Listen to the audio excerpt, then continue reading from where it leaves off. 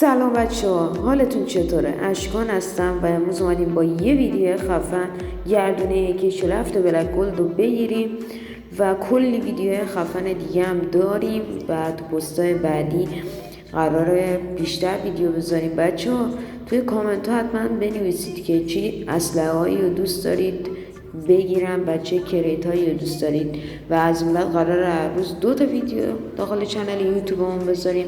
یادتون نره حتما چنل یوتیوب رو سابسکرایب کنید، لایک و کامنت هم فراموش نشه. بریم با هم این ویدیو خفن داشته باشیم با گردونه AK47 بلک گلد. امیدوارم از ویدیو خوشتون بیاد. Jealousy no longer get free. There's so much bullshit your girlfriends keep telling me. I'm on tour, but now my bedroom's an open door. So it got me thinking, what am I trying for?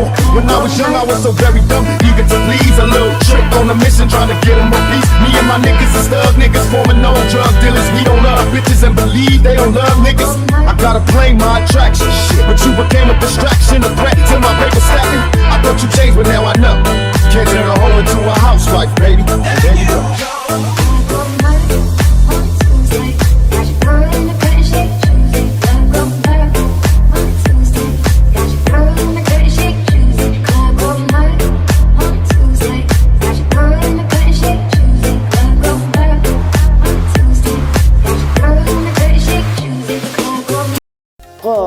بریم سراغ AK47 بلک گلد و با 1400 تا CP میگیریم AK47 بلک گلد. و بعد بچه شما از من سوال کرده بودید که چجوری انقدر ارزونه. بچه ریژن من هنده و میخواید ریژن هند داشته باشید حتما به یکی از ادمینه کانال تلگرامی پیام بدید.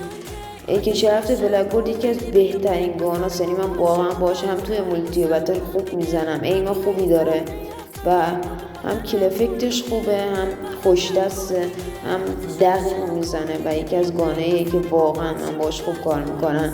خب بریم بالا بیاریم. بله AK47 بلک گلد ما رو بده.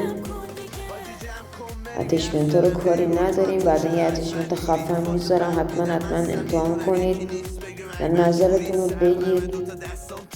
و بکپکاش بزنیم آپلود کنیم. از کریت زدم بچه، ویدیو کریت هم میذارم امروز که کریت زدم.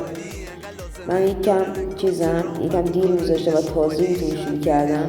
امیدوارم که از این ویدیو خوشتون بیاد و حتما لایک و سابسکرایب فراموش نشه و اینکه به ما دنس نداد کنم اسپری داد. اوکی، امیدوارم از این ویدیو خوشتون اومده باشه.